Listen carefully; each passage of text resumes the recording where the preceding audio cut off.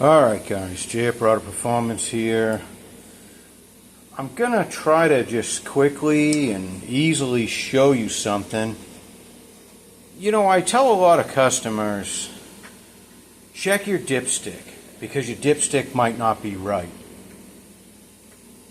And they kind of frown on this, it seems. You know, they say, well, what do you mean the dipstick's not right?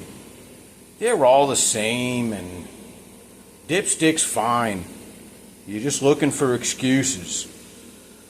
Well, I've seen a lot of them off, and aftermarket ones especially. This can happen, and the other resistance I get is, well, how the hell am I going to check that? Well, the best way to check it is with the pan off, where you can actually put the dipstick in and take the pan off, and you can see where the full mark is on the dipstick. Alright, that's the best way to do it. But let's say, you know, well, the pan's on, it's got fluid in it. I'm not doing it. I just don't feel like doing it. And I don't believe this guy. Alright, well, if that's you, let's try to get a little bit creative here. Alright, and you know, I'm going to do this quick and dirty. I'm not going to make a federal case out of it. But let's take a look at something here. Alright, so first off, where do we need to be? Where is the full mark on a dipstick? Where should that actually lie? Alright, you see here, this is a pan gasket. This is our minimum. We want to be, you know, hot, idling in park, whatever, where you do your check. You know, in operation, we want the level at the very top of the pan, which is basically the pan gasket. Now, you can be a little higher than this. You don't want to be too high, because if you get up, you know, really high into the gear train and things, it just, the gear train can aerate the oil and cause problems. So, you know, and it'll puke, and, you know, it'll start coming out of the vent here and doing things if you get the level too high. Okay, that can be a nuisance, and that can actually potentially cause a transmission to fail as well. If you start getting a lot of aeration and things, and it creates air pockets in the circuits and things, it can most definitely aggravate the transmission. So I've just got an old dipstick here. I don't know anything about it, honestly.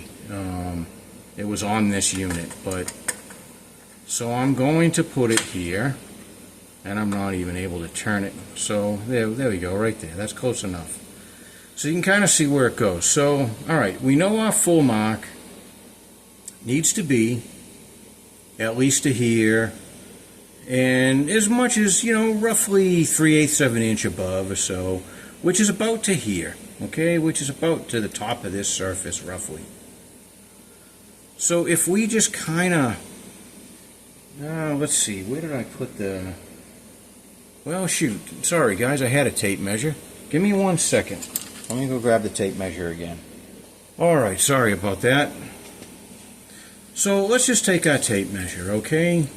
Again, this isn't super critical, and I'm not, you know, being super precise here. I just want you to show that, I just want to show you that, you know, you don't have to make a federal case out of this. Just, you know, check it out a little bit before you say you can't do it.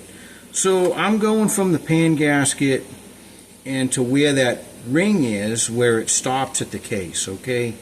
So I'm at 2 1/4 inches there. So let's just slide this out, and we're just going to kind of keep this angle here, okay? So boom, there's 2 1/4 inches, and we want to be about 3/8 above. So,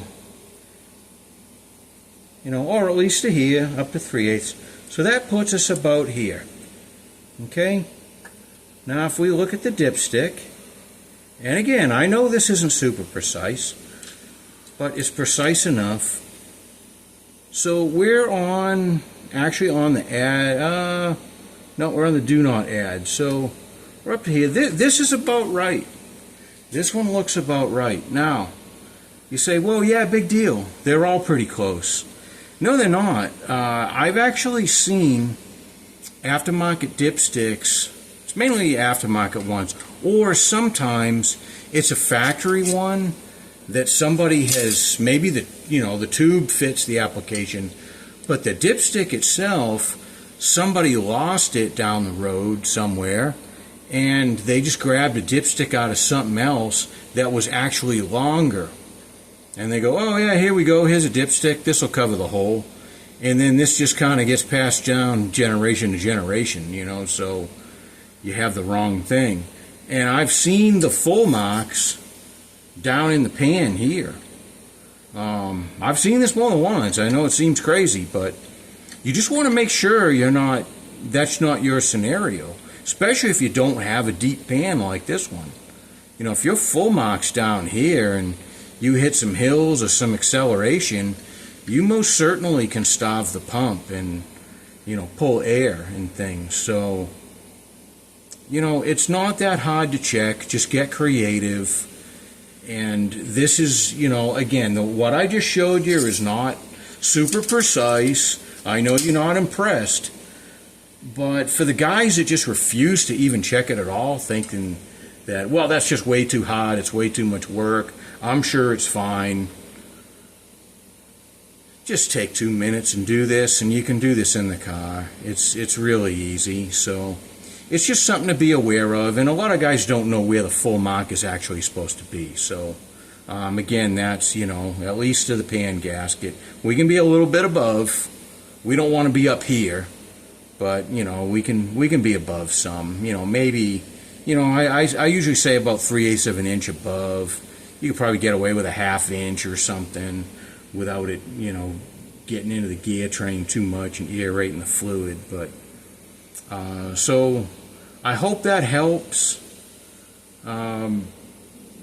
It's really strange how many people fight me on this. I don't know why, but so I figured I'd show you this, how easy it really is to check. So, okay guys, well, I appreciate you watching, and again, I hope that helps somebody.